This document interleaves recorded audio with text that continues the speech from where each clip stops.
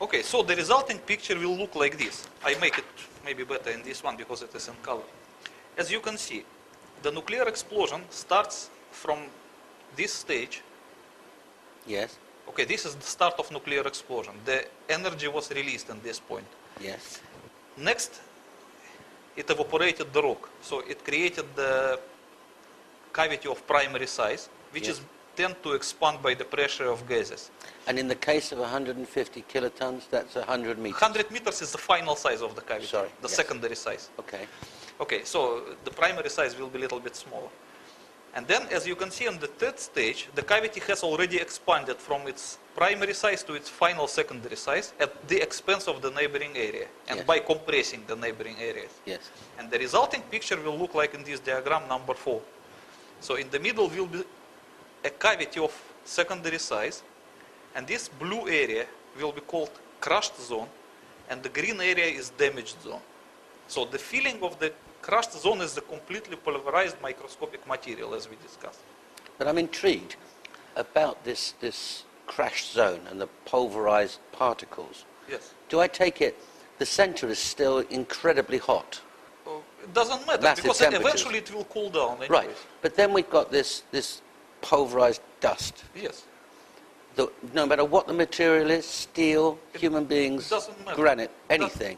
Anything, it will be just pulverized irrespectively of what it was. Because the pressure of these gases is so high that it will equally pulverize everything. In your book, you explain that the pulverized dust can take the form of what it was originally. Yes. Form and the But color. then you pick it up, Yes. and it's just dust. It's not there. Yes. So you can pick up some rock from here, and it will look like an original piece of rock. Like a pebble. Yeah, you can see the same color and the same form as it was before. Right. But when you grab it and you press it a little bit with your finger, it will just crush to the microscopic dust. So the atoms of that article are still the same material, Yes. but they're just not they're not connected in No, I would not say that it will be crushed to atomic structure. No. No, to microscopic. No, I'm just trying to get a picture because we're going to come and look at dust later and see if it's the same dust. Yes. Okay, so now, as you can understand this, I want to explain about the destructive factors of the underground nuclear explosion. So this is the level of surface, and this is our underground nuclear explosion. So as you can see, there was no thermal radiation, because it was underground, there was no air around. There was no air blast wave, because there was no air around. And third, the penetrating ionizing radiation that can injure people instantly could not reach the Earth's surface because as a part of primary radiation, it was absorbed by surrounding areas of the rock. So the people standing on the Earth's surface could not be injured by the radiation because it was still underground, it's contained. When presumably Americans and Russians test an underground nuclear device, they put it underneath the desert.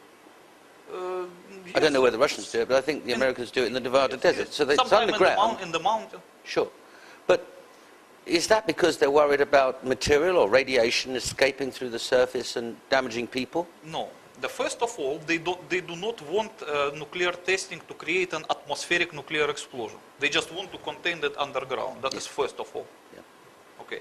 The second thing, why they do it in remote areas, because even though this explosion is contained, the highly radioactive gases which are inside the cavity will eventually escape to the Earth's surface by some crevices in the rock. Gases? Yes, of course they will escape eventually. And they contain radioactivity? Yes, they are radioactive. So if someone stands above the spot of underground nuclear explosion, at the time when the gases are finding their way to the Earth's surface, he will still get the radiation injury by inhaling these gases. That's why they do it in remote places only. Understood. But you have to understand also that the material which is in between the cavity and the Earth's surface, it serves also as a filter. So on the way, these gases will filter through it, and most of the radioactivity will remain in the rock. So when the gases reach surface, they will be somehow filtered. So as deeper you position your nuclear charge, as bigger will be the filter. Understood. Okay. Understood. So, like for example, for 150 kiloton detonated in granite, the safer distance will be 500 meters. 500 meters underground. Yes. So when it is 500 meters underground, and the cavity will be just 100 meters, so then the 400 meters can serve as a filter, quite sufficient. So when the gases reach surface, they will not be as radioactive as they... It'd still be potentially deadly. Yes. You cannot stand, even if you detonate the nuclear device at 500 meters, you cannot stay in this area for probably another 2 weeks at the time of the gases escaping. Understood. You can still get some radiation injury. Understood. And you cannot go to the hypocenter for another 3 years. 3 years. 3 years, yes. Because it's radioactive. Deadly radioactive. And the hot.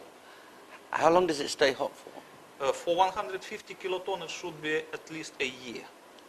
A year. Yeah. Okay. And the radioactive probably 3 years. I mean, dangerously radioactive.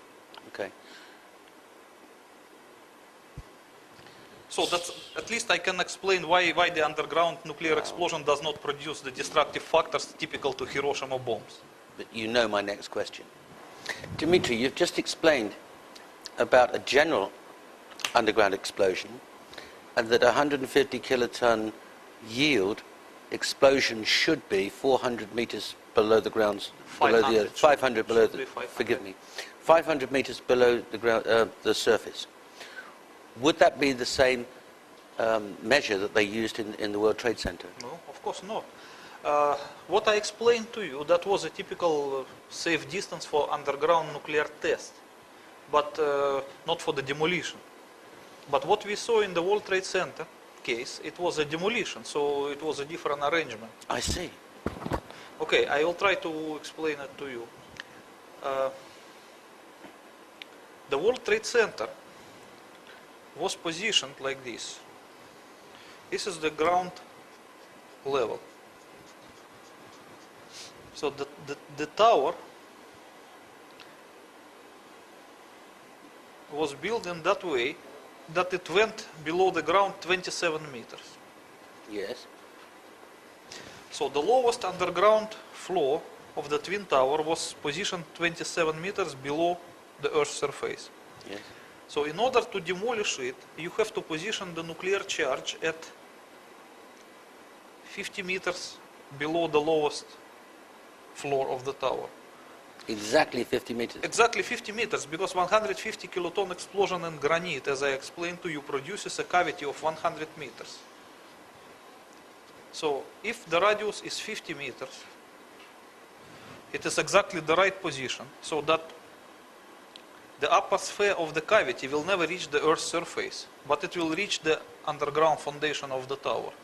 So the tower will supposed to lose its foundation and just sink into the cavity and melt there, because of the temperature after a nuclear explosion is extremely high. Yes. It's enough to melt the entire 400 meters of the tower in just 100 meters cavity. It's just like a pot and a bar of ice cream.